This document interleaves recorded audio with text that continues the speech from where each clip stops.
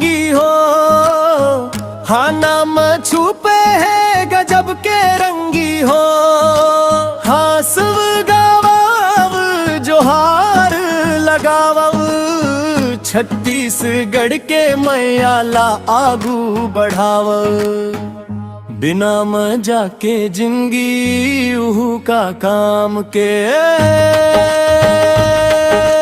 गाड़ी बिना धुरा के, खटिया बिना खुरा के, दीवार बिना सुरा के, उहू का काम के।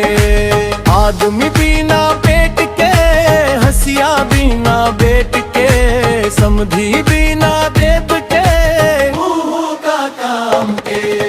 साग बिना लौकी के, घर बिना डोकी के, बेलना बिना चौकी के, उहू का काम के।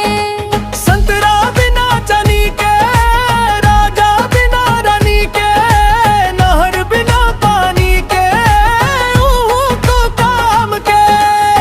हाय रे हाय छत्तीसगढ़िया मन भैया, हाँ नाम घलो छुपे है गजब पड़िया। हासत गावत नाचत झूमत, बोली माँ मिठास है बढ़िया। भौरा बिना बाटी के, राउत बिना लाठी के, गोड़ बिना साटी के, उहू का काम के। महल बिना दासी के, पटकी बिना बासी के, उद्मी बिना हंसी के, उहू का काम के।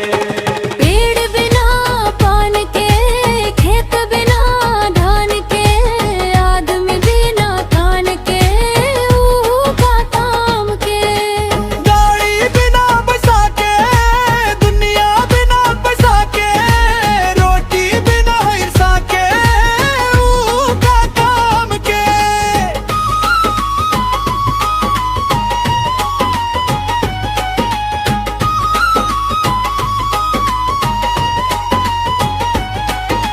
छैया छैया गाँव के गली, हाँ ना सुन के खिल जाते कली। छत्तीसगढ़ में जन्म लेके, भाग खुल के संगी मोर भली। नदिया बिना सागर के, खेत बिना नांगर के, आदमी बिना जांगर के, उहू का काम के। आदमी बिना जनन के, घर बिना सियन के, लइका बिना धियन के, उहू का काम के। मैसेज पढ़ के हंस देबे, संगी मनला आगू भेजबे। हाँ ना संग माया बांटबे, तभे त जिंदगी रंग ले भरवे। छत पे से पढ़ के हाना सबले बढ़िया, दीपक साहू के संग गूंजे बढ़िया।